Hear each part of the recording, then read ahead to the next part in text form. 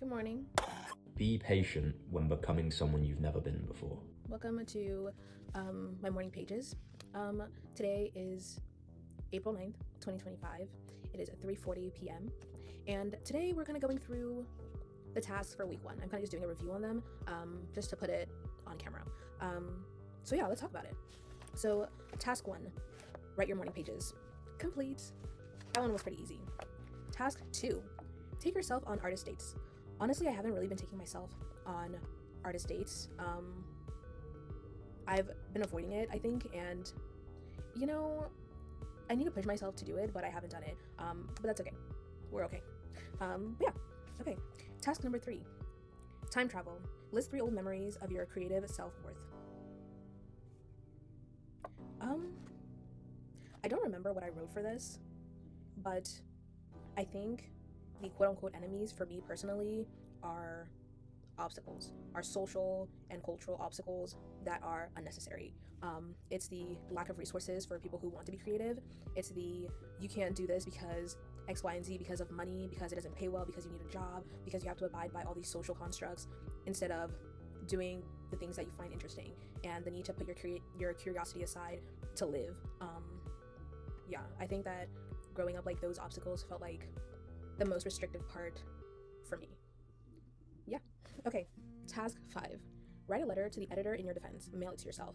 This was when I did the video on I took my younger self out for coffee. So you can go watch that video here. Okay, task number 6. Time travel. List 3 old champions of your creative self-worth. I don't know. I think the main champion for me is my willpower and my own internal determination. I think sometimes my determination is weak, but I feel like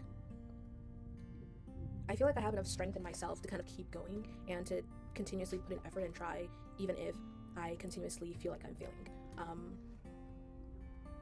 I think it's my internal courage, honestly. I don't know what else to say about that one. Okay.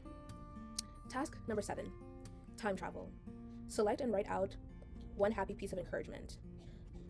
I think the thing that made me feel the most empowered when it came to my creative journey was when I was in university.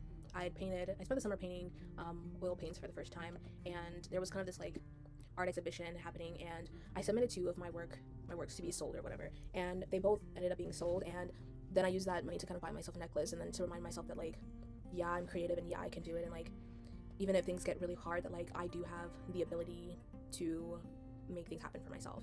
And it may take me a long time, and it may be sort of a rough road because of what our society is like, but I am skilled and I do have the ability to make things happen.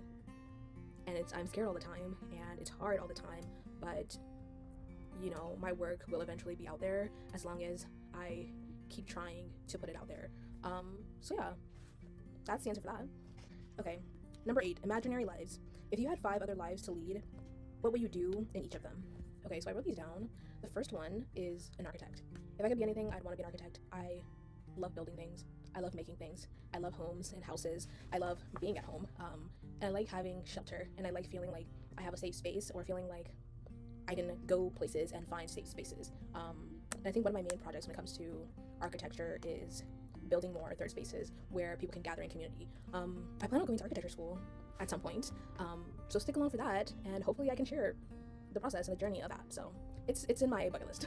Okay, the next one is an heiress. An heiress because I just want funds. I honestly don't like the idea of jobs. I think that we can take care of ourselves without needing to overwork, but our society makes us think that we need to overwork to live, and I hate that so much. And I just want a proper patron to take care of my needs so that I could just do the things that I want to do without thinking that like everything that I need to make needs to be a business. And I think initially it's like I started working, then I became a freelancer, and then I got to the point where I felt like every action I was taking needed to be in the pursuit of money, and I got really tired from doing things that way, and it's been really hard trying to like balance financial literacy and living in like being in a state where you're constantly worried that you're not going to be able to survive if you don't follow social rules.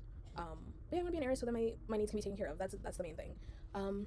Number 2, a writer/published author. I've wanted to write a book since I was a kid. I have a hard time reading and writing. I can't spell to save my life, but I knew that I wanted to be a writer for forever. But I think in the past, I felt like I needed to write with someone or like participate with other people to kind of like get that going. But like I know I need to write on my own, and I kind of have to like struggle through it on my own.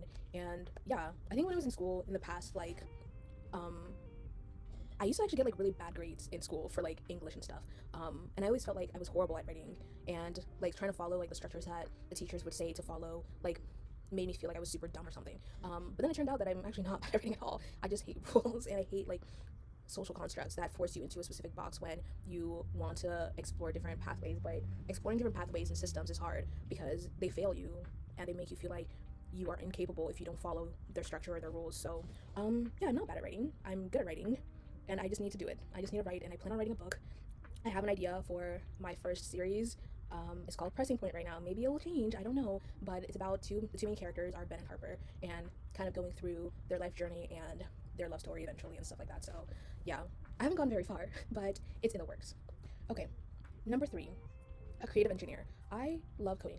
I genuinely love coding. I didn't think that I would be a coder when I was younger, but then eventually like I took a class and then like I fell in love with it, and I was like, this is the closest thing to art that could like get you a job, get me a job. But kind of like going through it, like I was so stressed in the beginning. Like I felt like it was kind of scary, but after a while I started to really enjoy it. But then I think at some point in my life I felt like I didn't have enough support like through academia to really help me learn the things I needed to learn, and I feel like I have so much knowledge gaps. And eventually like when I was working in tech, like I ended up burning out really badly, and that like set me back a lot more than I thought it ever could. And yeah, it was something. But you know, I still love coding. I will code eventually. I haven't coded in a long time, but I plan on building a lot of things with code and like combining code and art to like make really cool things. But going through a healing process from PTSD basically is a lot. It takes a lot of energy, and you know, recovery is hard. But that's why we're here. We're here to recover, and we're here to get ourselves into a position where we feel safe enough to try and do all the things that we want to do without feeling like the world or we're against ourselves, I guess. So yeah, I plan on doing it eventually. Okay.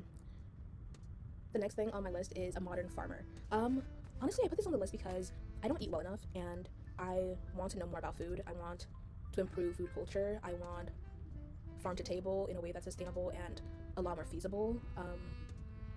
I don't know, like my relationship with food is kind of iffy, questionable, I don't know, but I want better for myself when it comes to the food that I eat and the food that we all eat and the way that we access food.